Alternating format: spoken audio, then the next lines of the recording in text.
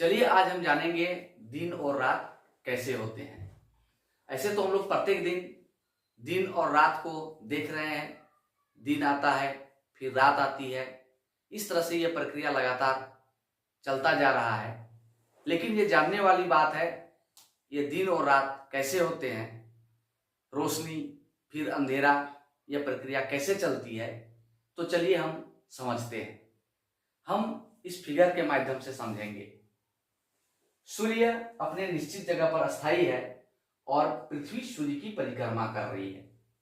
यह सूर्य है, पृथ्वी अपने कक्षा पर लगातार घूम रही है पश्चिम से पूरब दिशा में। इस तरह से लगातार चलती हुई पृथ्वी अपने कक्षा पर चक्कर लगाती है और यह एक चक्कर 365 दिन और 6 घंटे में, यह दिन है और ये घंटा, 365 दिन 6 घंटा में एक चक्कर पूरा करती है। इस तरह से एक चक्कर पूरा करने को हम एक वर्ष के रूप में जानते हैं।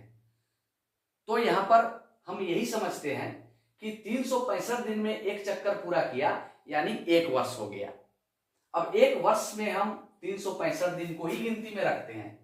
ये 6 घंटे को हम सुरक्षित रखते हैं और इस 6 घंटे को प्रत्येक 4 वर्ष में यानी लीप ईयर में जब 4 वर्ष आता है तो इस 4 वर्ष में 6 को गुना कर देते हैं तो ये 24 घंटा बन जाता है। तो इसे एक दिन बढ़ जाता है प्रत्येक 4 वर्ष में। इसको लीप ईयर के नाम से जाना जाता है और यह एक दिन फरवरी महीना को दिया जाता है। प्रत्येक 4 वर्ष में यानी लीप ईयर में फरवरी 29 दिन का होता है। ऐसे फरवरी 28 दिन का होता है, लेकिन लीप ईयर में यह 29 दिनों का होता है। इस तरह से यह पृथ्वी के परिक्रमण गति के कारण संभव होता है। यही है पृथ्वी का परिक्रमण गति। पृथ्वी का 2 गति होता है, एक परिक्रमण और दूसरा घूर्णन। परिक्रमण गति से यहां पर परिक्रमा करती है पृथ्वी, एक चक्कर लगाती है 365 दिन 6 घंटे में, तो यहां पर एक वर्ष हो जाता है। लेकिन इसकी घूर्णन गति के कारण दिन और रात होते हैं। जब पृथ्वी अपने धुरी पर एक चक्कर पूरा करती है तो इसमें 23 घंटा 56 मिनट और 4 सेकंड का समय लगता है। इसमें एक चक्कर पूरा होता है, लेकिन इसको 24 घंटा ही माना गया है एक चक्कर पूरा करने में। अब हम समझेंगे ग्लोब के माध्यम से दिन और रात कैसे होते हैं, किस तरह से पृथ्वी घूर्णन गति करती है और कैसे दिन और रात होते हैं। तो चलिए अब हम दिन और रात की प्रक्रिया को ग्लोब के माध्यम से समझते हैं। यह ग्लोब है, यह ग्लोब पृथ्वी का एक छोटा मॉडल है जो इसका इस्तेमाल हम लोग करते हैं पृथ्वी का अध्ययन करने के लिए। जब पृथ्वी का अध्ययन किया जाता है तो ग्लोब का सहारा लेकर के अध्ययन करने से सबसे अच्छा होता है, इसलिए हम ग्लोब का इस्तेमाल करते हैं। तो चलिए देखते हैं इस ग्लोब में दिन और रात किस तरह से होता है।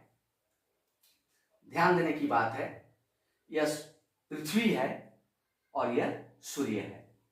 सूर्य की किरणें पृथ्वी पर पड़ रही हैं।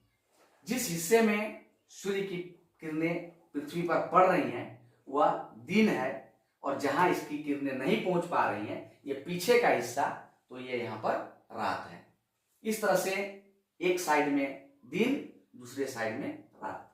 आगे का भाग दिन है तो पीछे का भाग रात है। यहां पर पृथ्वी अपने एक निश्चित गति पर यह घूर्णन करती है। इसे इसका घूर्णन गति कहते हैं। यह इस तरह से यह इसका घूर्णन गति है जो पश्चिम से पूरब दिशा में होती है। यह 24 घंटे में एक चक्कर पूरा करती है।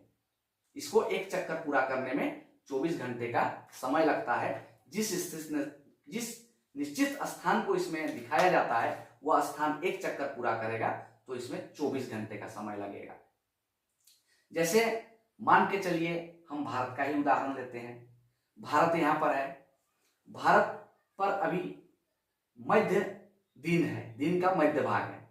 अगर यदि हम इसको एक चक्कर घुमा दें और फिर से इसी जगह पर ला दें तो यहां पर 24 घंटे का समय लगेगा।